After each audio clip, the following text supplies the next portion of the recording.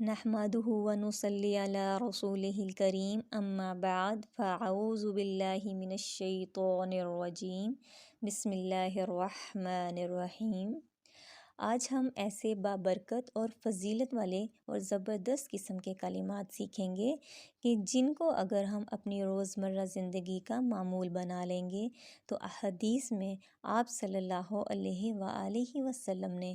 جو ہمیں ان کلمات کے بارے میں گارنٹی دی ہے، وہ فائدے، وہ اجر و ثواب، وہ برکات اور ان کے اثرات ہم ضرور حاصل کریں گے انشاءاللہ۔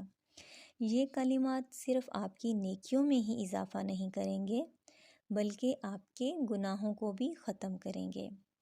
آپ کے اپنے اوپر اور آپ کے گھر پر شیاطین، جنات اور بیماریاں جو بھی ہیں، اگر آپ ان کلمات کو اپنا روز کا معمول بنا لیں گے تو انشاءاللہ ان سب چیزوں سے ہم نجات پا لیں گے۔ ان مبارک کلمات کو پڑھنے سے کیا کیا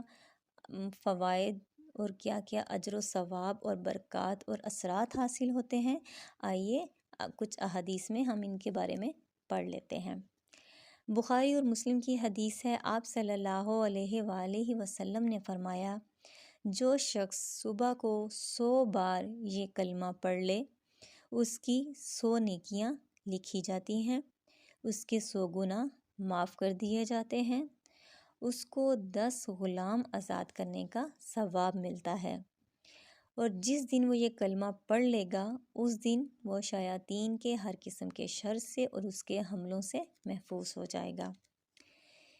اسی طرح ترمذی کی حدیث ہے، آپ صلی اللہ علیہ وآلہ وسلم نے فرمایا، سب سے بہترین دعا جو میں نے مانگی۔ اس سنٹنس پہ ذرا غور کیجئے کہ آپ صلی اللہ علیہ وسلم کیا فرما رہے ہیں کہ سب سے بہترین دعا جو میں نے مانگی اور مجھ سے پہلے جتنے بھی نبی آئے انہوں نے یہ مانگی، وہ یہ کلمہ ہے۔ اسی طرح صحیح مسلم کی ایک اور حدیث ہے کہ آپ صلی اللہ علیہ وآلہ وسلم نے فرمایا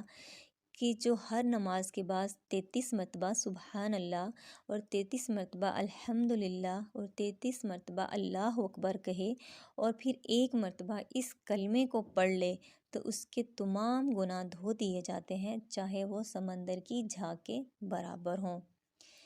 اسی طرح ایک اور حدیث میں اسی کلمے کی فضیلت اس طرح بیان کی گئی ہے کہ آپ صلی اللہ علیہ وآلہ وسلم نے فرمایا، جو شخص یہ کلمہ پڑھ لے تو اس سے زیادہ نیک عمل اور کوئی نہیں لے کے آئے گا۔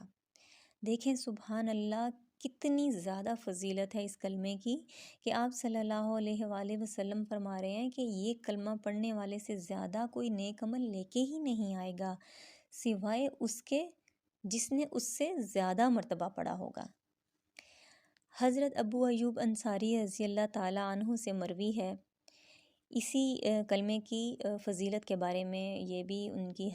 روایت وہ بیان کر رہے ہیں کہ جو شخص دن میں 10 مرتبہ یہ کلمہ پڑھتا ہے،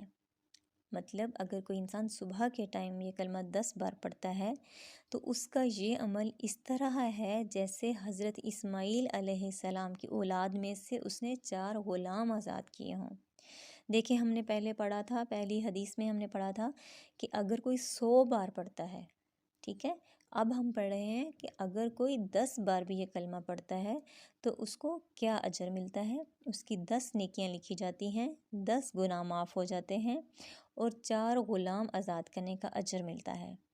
پہلے ہم نے پڑھا 100 مرتبہ پڑھے گا تو 100 نیکیاں لکھی جائیں گی، 100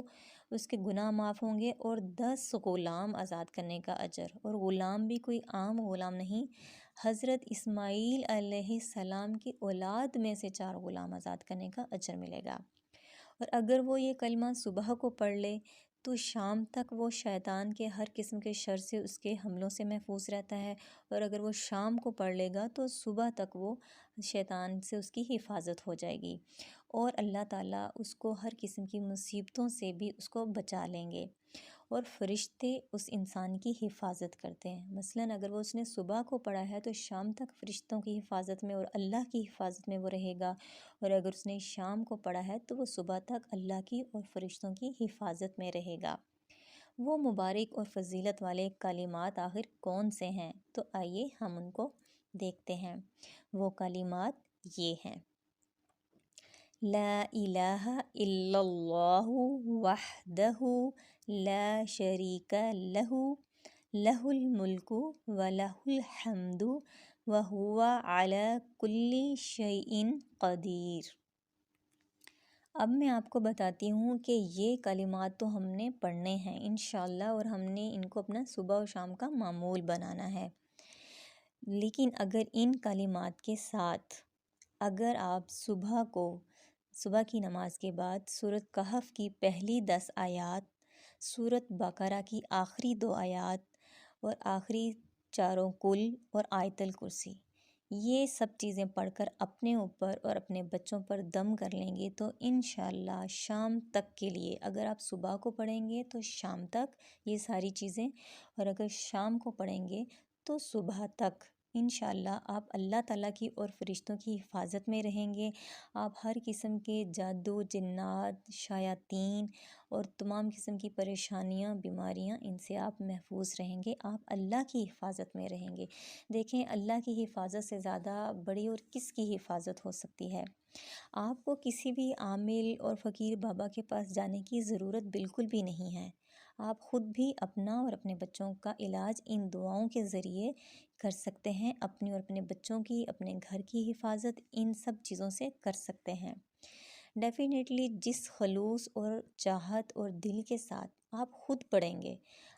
اس طرح کوئی دوسرا تو نہیں پڑھ سکتا۔ آپ اپنے بچے پہ اگر پڑھ رہے ہیں، آپ اپنے گھر کے لیے پڑھ رہے ہیں، اگر آپ اپنی ذات کے اوپر پڑھ کر یہ دم کر رہے ہیں، تو جتنے خلوص اور اچھے طریقے سے آپ خود پڑھ کے کر سکتے ہیں، کوئی دوسرا نہیں کر سکتا۔ تو اس لیے ہمیں ان کو صبح شام اپنا معمول بنانا ہے۔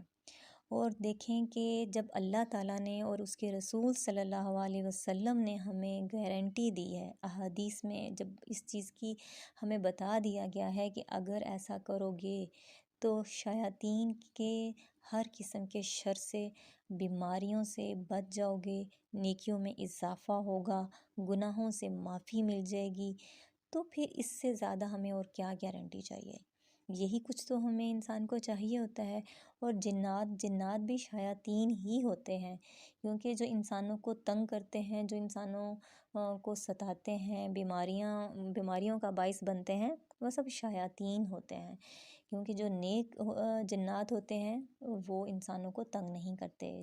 جنات بھی وہی تنگ کرتے ہیں جو شیاطین ہوتے ہیں، جو برے ہوتے ہیں، شر پسند ہوتے ہیں، شر پھیلانے والے ہوتے ہیں، وہی شیاطین اور جنات انسان کو تنگ کرتے ہیں۔ تو ان سب سے حفاظت کے لیے ہم نے ان دعاؤں کو اپنا معمول بنانا ہے۔ تو آئیے ہم سب آج سے یہ ارادہ کر لیں کہ ہم ان کو اپنا روز کا معمول بنائیں گے اور ان کو بالکل بھی نہیں چھوڑیں گے۔ اللہ پاک ہم سب کو اپنی حفاظت اور اپنی رحمتوں کے سائے میں رکھے، آمین۔ جزاک اللہ خیرا کثیرا۔ السلام علیکم ورحمۃ اللہ وبرکاتہ۔